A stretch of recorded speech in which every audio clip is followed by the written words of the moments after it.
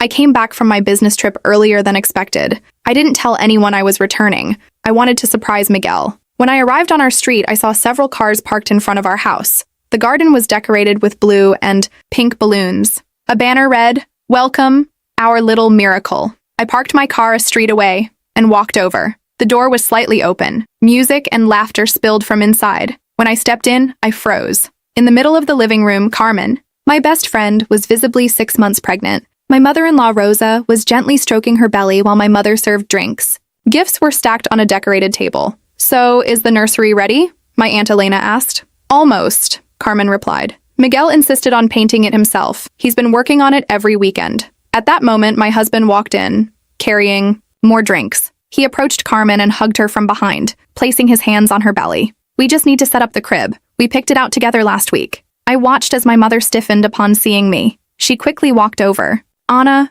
we weren't expecting you today," she whispered, grabbing my arm. "Let's go outside. We need to talk." I pulled away from her grasp. "Talk about what? About how my husband got my best friend pregnant while I was working in another country?"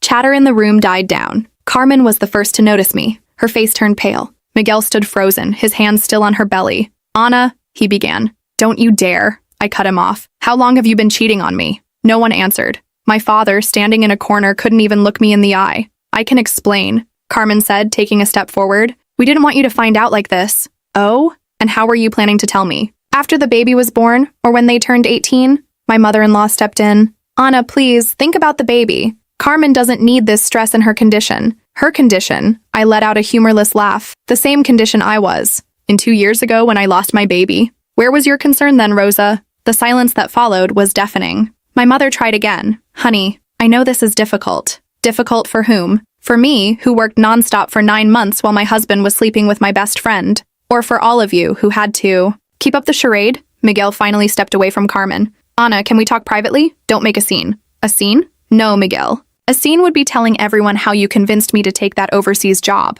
How you said we needed the money to start our family." I turned to Carmen. "Did he tell you that? Or did he say he was lonely and abandoned while his cruel wife chased her career?" Carmen started crying. "It wasn't like that. We didn't plan this." "Of course not. I suppose you just tripped and fell pregnant by my husband. These things happen, right?" The guests began shifting uncomfortably. Some grabbed their bags ready to leave. My father finally spoke up. "Anna, calm down. You're upset." "Upset? No, Dad. I'm perfectly calm. In fact, I'm grateful." My mother frowned, confused. "Grateful?" "Yes, because now I see everyone for who they really are. My husband, the liar. My best friend, the traitor. And my family, the cowards who chose to protect this lie instead of me." I walked over to the gift table and grabbed one at random. "This one's yours, Mom. You bought a nice gift for your son-in-law's mistress's baby." "Anna, please," my mother pleaded. I tore the wrapping paper open. It was a white baby outfit with blue details. "How thoughtful. I hope you kept the receipt." Miguel stepped forward,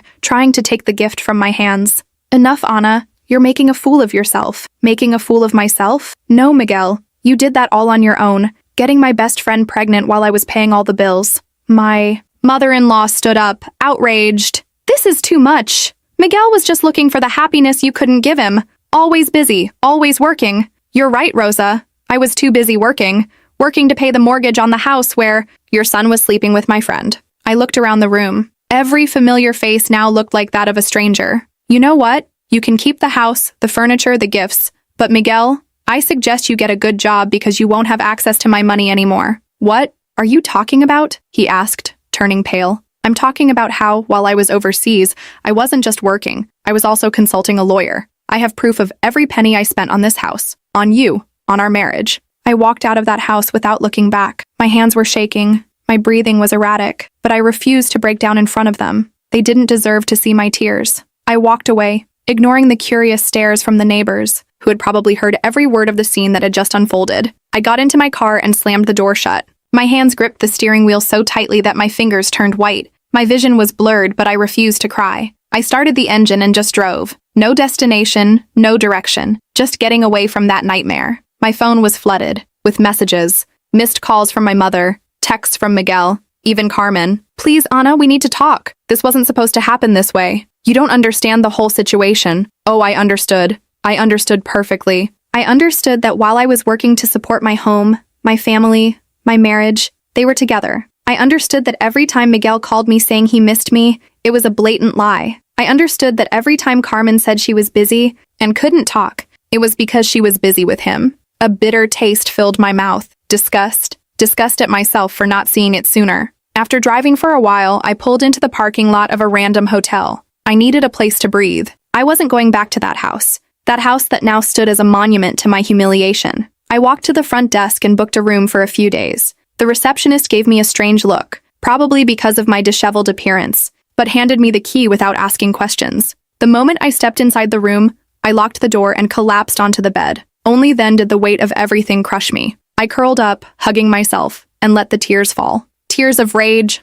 of disgust, of a deep suffocating pain that squeezed my chest. But I couldn't stay like this forever. I had to do something. The next morning, I went straight to my lawyer's office. He already knew about my situation and had all the necessary documents ready to ensure that I got out of this mess with as little damage as possible. I want to start the process today, I said firmly. Divorce, property division, everything. And I want it to be clear that Miguel won't see a single cent of my money. He nodded. You have more than enough evidence to contest any claim he might make. The house is in your name. All the expenses were covered by you. He has no rights to anything. I took a deep breath. Good. Then let him find out the hard way. I walked out of the office feeling an odd sense of relief. For the first time in a long time, I felt like I was in control of my own life. My phone buzzed. Miguel. I ignored it. Minutes later, a message popped up. We need to talk. Please, Ana. I only responded with, talk to my lawyer. Days passed, and the calls and messages didn't stop. Until one afternoon, while I was having coffee at a cafe near the hotel, someone approached my table.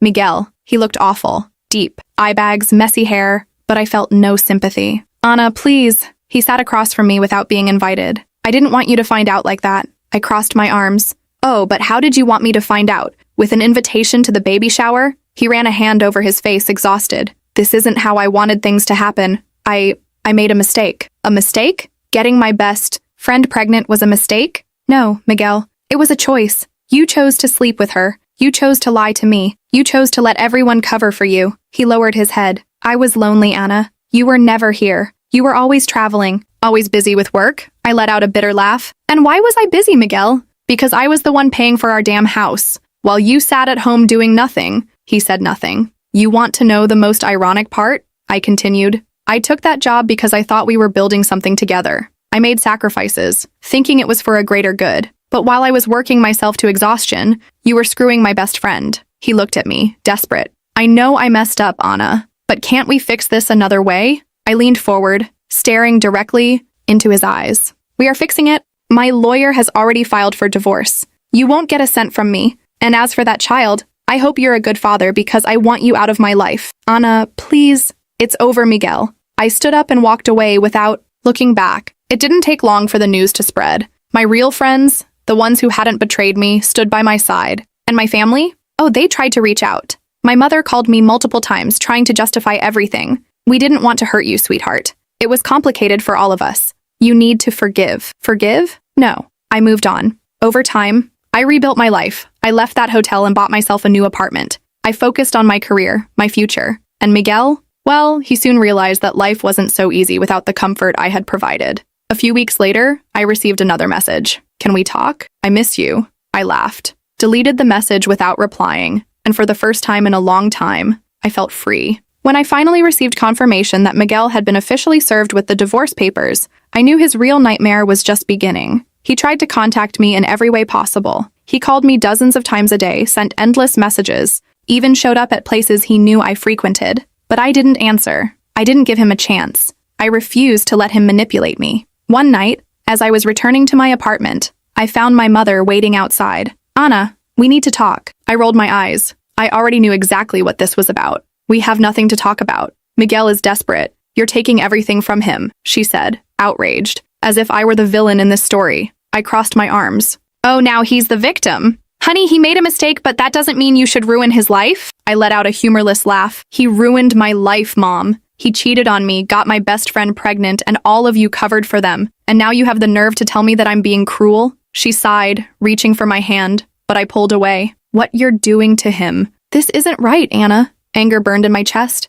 Oh, you want to talk about what's right? Was it right for me to pay for the mortgage alone while he was screwing my best friend? Was it right that I worked my ass off while he played the perfect husband? Now he gets to deal with the consequences. She looked at me like I was a monster. He has nowhere to go. I shrugged. Not my problem. She shook her head in disbelief. I didn't raise you to be this way, Anna. And I didn't expect my own mother to take the side of a cheating bastard. I turned around and walked into my building without looking back. Days passed, and Miguel's situation only got worse. Since I was the one who had paid for everything, he was now drowning in bills. The mortgage payments were overdue, and without my money to cover them, he quickly spiraled into financial ruin. Then came the eviction. I knew it was coming. When I received confirmation that he had failed to make any payments, I made sure to personally be there to witness the moment he was forced out of my house. When I arrived, the place was in chaos. Boxes were scattered around the front yard. Miguel was arguing with the officer handling the eviction. Carmen stood beside him, clutching her pregnant belly with a panicked expression. "Anna!" he shouted when he saw me. "You can't do this!" To me, I crossed my arms, feeling a dark sense of satisfaction bloom inside me. I can and I did. This isn't fair. I lived in this house. No, I paid for this house. You were just a parasite living in it. His face turned red with frustration. "Where the hell do you expect me to go?" I shrugged. Not my problem. Carmen looked at me, as if expecting mercy. "Anna, please, please?" She actually had the nerve to look me in the eyes and say, "Please?" I took a step toward her. "Oh, so now you can say my name?" Before it was just, "I hope she never finds out," wasn't it? She lowered her head. "It wasn't supposed to be like this. But it is. And now you and Miguel have to deal with it." Miguel ran his hands over his face, looking exhausted. "You don't have a heart." I tilted my head. "Funny, because you sure loved that heart when it was paying all your bills." He opened his mouth to argue, but shut it again. The officer approached. "Time's up. You need to vacate the property now." Miguel's expression turned to sheer panic. He looked around, realizing that he was out of options. He grabbed a box and slammed it onto the ground. "You just want to see me destroyed, don't you?" I leaned in closer, meeting his gaze without a trace of pity. "Yes." He clenched his jaw and stormed away, Carmen trailing after him. I stood there, watching, as he left, broke, homeless, and powerless. In the following days, my entire family turned against me. My aunts called me. My mother showed up at my apartment again. Even my father, who usually stayed out of things, tried to intervene. "Anna, he's sleeping on your mother-in-law's couch. Don't you think this has gone too far?" "No, Dad, I don't. Carmen is pregnant. They have nothing." "Great. Then Miguel can finally do what he should have done a long time ago. Get a job." My mother threw her hands up, exasperated. "You're obsessed with revenge. And you're obsessed with protecting a cheater." They couldn't change my mind. And Miguel? Oh, Miguel was in ruins. No home, no comfort, no access to the money he had leached off me for years. I heard through some mutual friends that he had started taking odd jobs to make ends meet, but it wasn't enough. And then, the inevitable happened. Miguel showed up at my apartment. He looked miserable, thinner with dark circles under his eyes. "Anna, please, I have nothing left." I stared at him. "I know. I need help." I tilted my head, pretending to think. "Like I needed help when I found out you were cheating on me." He closed his eyes, frustrated. "I was an idiot, I know that. But I can't change the past." I crossed my arms. "No, but you sure as hell can suffer in the present." His hands clenched into fists as he swallowed his pride. "You don't have to be this cruel." "Oh, but I do. I learned from the best." And with that, I slammed the door in his face. And for the first time in years, I felt at peace. Miguel was finally experiencing what life was like without me. And me, I was finally free. Time passed, and just as I had predicted, Miguel sank even deeper. No home, no money, no comfort. He had gone from a spoiled, dependent husband to a desperate man, hopping from job to job just to keep himself afloat. And me, I moved on. I didn't feel sorry for him. In fact, every time I heard about another disaster in his life, I felt a twisted sense of satisfaction. It was a sweet taste of justice, of knowing that everything he had done to me was coming back to him. And then, I heard the best news I had received in months. Carmen filed for divorce. I found out through an acquaintance, one of the few people who still dared to talk to me after everything that had happened. She ran into me at a cafe, hesitated for a moment, then smiled slightly before dropping the bombshell. She left him. I blinked. "What?" "Carmen. She filed for divorce. And she wants alimony." The laugh escaped before I could stop it. A loud, genuine, from-the-gut laugh. "Are you serious?" I asked, still laughing. Dead serious. Miguel can't hold a stable job, and she doesn't want to be the one supporting him. Oh, the irony was delicious. Carmen, the woman who had sworn Miguel was her one true love, the one who clung to him like a parasite while I worked to pay for everything, had now done to him exactly what he did to me, left him when he was no longer useful. And she wants alimony? I asked, still grinning. Yeah, she claims he promised to take care of her, and now that she has a baby, she needs financial support.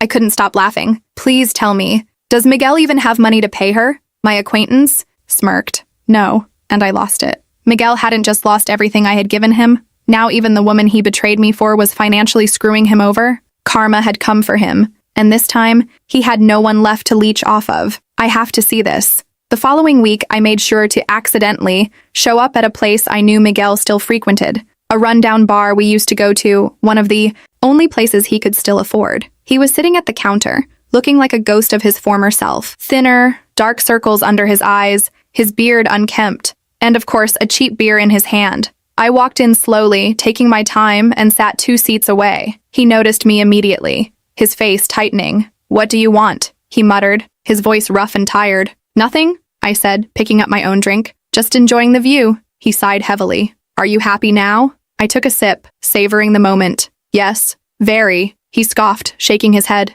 "You think this is funny?" "Miguel, I think this is hilarious. You threw our marriage away for Carmen, and look at you now. She left you. She took whatever little you had left." He ran a hand over his face, clearly exhausted. "You don't understand." "Oh, I understand perfectly. Tell me, how did your great love fall apart so quickly?" He went quiet for a long moment before staring at his empty glass. "She said she couldn't be with someone who had nothing to offer." "Funny, right? That's exactly what you said about me." He shut his eyes, his jaw tightening. "You don't get it, Anna." "Oh, but I do. You were only good enough for her when you were convenient. Now that you can't provide the comfortable life she wanted, she threw you away like garbage." He didn't argue, because he couldn't. I stood up, ready to leave. "You know what's the best part? You deserve every bit of this." And I walked out, leaving Miguel to drown in his own misery. After that day, I cut off everyone connected to my past. I distanced myself from my family, the hypocritical aunts who kept telling me to forgive, my mother, who insisted I had gone too far. I owed nothing to any of them. The only person I owed something to